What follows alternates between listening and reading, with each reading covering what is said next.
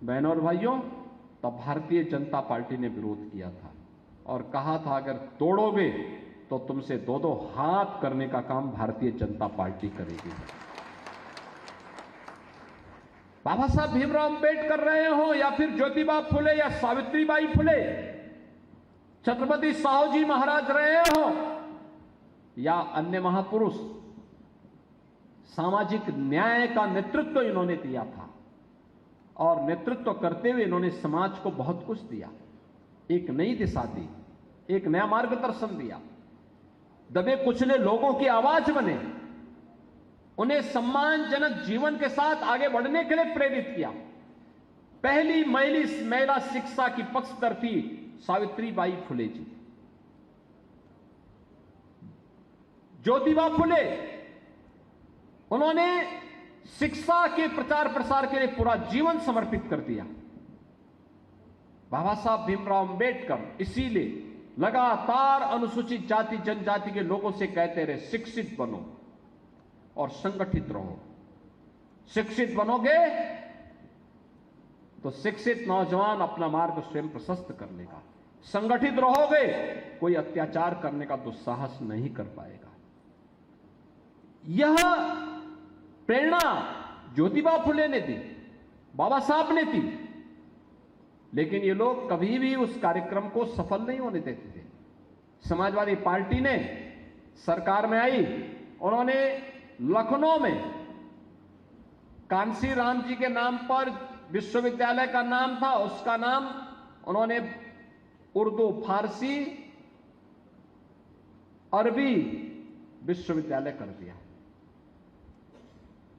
Kannauj medical college का नामकरण बाबा साहब के नाम पर था, उन्होंने उसका नाम बदल दिया।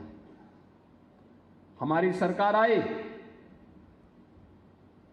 हमने कन्नौज के मेडिकल कॉलेज का नामकरण फिर से बाबा साहब भीमराव अंबेडकर के नाम पे किया। हमने कहा बाबा साहब भीमराव अंबेडकर का अपमान स्वीकार्य नहीं। बहनों और भाइयों, ये लोग केवल वोट बैंक के रूप में अनुसूचित जाति को उपयोग करना चाहते हैं। इन्होंने गरीबों के लिए कुछ नहीं किया। समाजवादी पार्टी को प्रदेश में 4 बार शासन करने का अवसर प्राप्त हुआ था और 4 बार के शासनकाल में ये गरीबों के मकान नहीं दे पाए, गरीबों को स्वास्थ्य का कार्ड नहीं दे पाए, गरीबों को राशन नहीं दे पाए, गरीबों को जमीन का पट्टा नहीं दे पाए। अनुसूचित जाति की छात्रवृत्ति इन्होंने 2015-16 में रोक दी थी। गरीब कन्याओं की शादी हो इसके लिए इन्होंने कोई व्यवस्था नहीं की। बेटी सुरक्षित हो इसके लिए कोई व्यवस्था नहीं की। अन्नदाता किसान आत्महत्या न करे इसके लिए कोई व्यवस्था नहीं की। आपदा के कारण होने वाली मौतों, चाहे वह डूबने से हो, आकाशीय बिजली से हो, उसमें उन पीड़ितों को लाभ मिले इसके लिए कोई व्यवस्था नहीं की। इनका तो उद्देश्य था, ये कार्य करते थे, विकास हो लेकिन मेरा हो, मेरे परिवार का हो, परिवार से बाहर कभी नहीं निकल पाए। और मोदी जी का मंत्र है सबका साथ और सबके विकास का। सबका साथ और सबके विकास का मतलब किसी भी वंचित, किसी भी गरीब, किसी भी दलित के साथ कोई भेदभाव न हो, उसको योजना का बराबर लाभ मिले। और बहनों और भाइयों, उसको योजना का बराबर लाभ मिले, इसी क्रम में आज सरकार के प्रयासों का परिणाम है। प्रदेश में 15 करोड़ लोग फ्री में राशन की सुविधा का लाभ प्राप्त कर रहे हैं। 60 लाख गरीबों को एक एक मकान मिल गया है। 1,20,000 मजरों तक बिजली पहुंची है और 1,56,00,000 गरीबों को फ्री में बिजली के कनेक्शन मिले हैं। 1,86,00,000 गरीबों को रसोई गैस के कनेक्शन मिले हैं। और होली और दीपावली के अवसर पर हम उन गरीबों को फ्री में एक एक रसोई गैस का भरा हुआ सिलेंडर भी उपलब्ध करवाने का काम कर रहे हैं।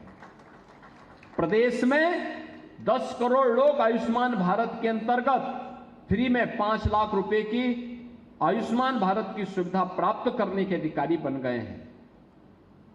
और उद्यम के क्षेत्र में भी अनेक अनुसूचित जाति के युवा आज अपना उद्यम स्थापित कर रहे हैं। बहनों और भाइयों, यह काम पहले भी हो सकता था, समाजवादी पार्टी ने नहीं करने दिया। कांग्रेस का एजेंडा ही नहीं था, ये तो केवल जाति के नाम पर बांटने के पक्षधर थे। और आज ये लोग एक्सपोज न हो इसके लिए क्या करते हैं, विकास से मुद्दे से ध्यान हटकाने के लिए अनुसूचित जाति, जनजाति, महिलाओं और व्यापारियों के साथ, अन्नदाता किसानों के साथ, युवाओं के साथ इनके द्वारा किए गए कारनामे सामने न आ जाएं। अब इसके लिए ये जाति के नाम पर फिर से आपस में लड़ाने का काम कर रहे हैं। और इसके लिए इन्होंने निशाना बनाना प्रारंभ किया है महापुरुषों को। महापुरुषों को निशाना बनाना प्रारंभ किया है।